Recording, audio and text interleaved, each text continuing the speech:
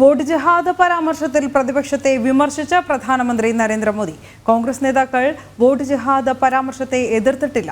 രാഹുലിന് പാക് മുൻ മന്ത്രി പിന്തുണച്ചതിലും പ്രധാനമന്ത്രിയുടെ വിമർശനം.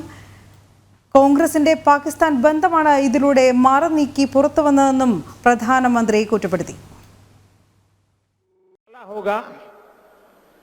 कांग्रेस के लिए अब पाकिस्तानी नेता दुआ कर रहे हैं। शहजादे को प्रधानमंत्री बनाने के लिए पाकिस्तान उतावला है। आपने कल देखा होगा। और हम तो जानते ही है, कांग्रेस तो पाकिस्तान की मुरीदी है। पाकिस्तान और कांग्रेस की ये पार्टनरशिप अब पूरी तरह एक्सपोज हो गई है।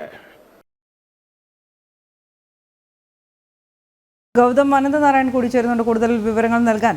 ഗൗതം, ഈ ഗുജറാത്തിലെ ആനന്ദിലാണ് അദ്ദേഹം പൊതു തെരഞ്ഞെടുപ്പ് റാലി ഇന്ന് നടത്തിയത്. അതിൽ അദ്ദേഹം പറഞ്ഞ പ്രസക്ത കാര്യങ്ങൾ എന്തൊക്കെ?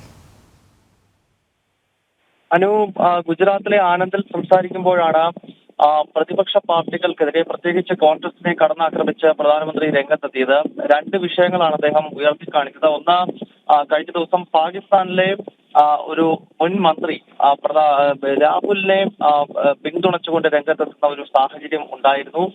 രാഹുൽ ഇന്ത്യയുടെ പ്രധാനമന്ത്രിയാകണം തുടങ്ങിയ പരാമർശങ്ങളാണ് പാകിസ്ഥാൻ മന്ത്രിയുടെ ഭാഗത്ത് നിന്ന് ഉണ്ടായത്.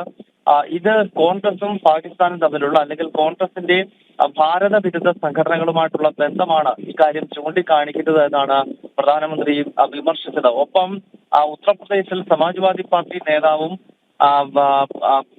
മുൻ വിദേശകാര്യമന്ത്രി സൽമാൻ ഖുർഷിദിന്റെ അനന്തരവളുമായിട്ടുള്ള അലം ഖാൻ അടുത്ത കാലത്ത് നടത്തിയിട്ടുള്ള വോട്ട് ജിഹാദ് പരാമർശം. നമുക്കറിയാം, മുഴുവൻ മുസ്ലിങ്ങളും വോട്ട് ജിഹാദ് ചെയ്യണമെന്നും അതോടൊപ്പം തന്നെ BJPയെ സഹായിക്കുന്ന മുസ്ലിങ്ങളെ ഒരു കാരണവശാലും അടുപ്പിക്കരുത് തുടങ്ങിയ പരാമർശമാണ് മറിയം അലം ഖാന്റെ ഭാഗത്ത് നിന്ന് ഉണ്ടായത്.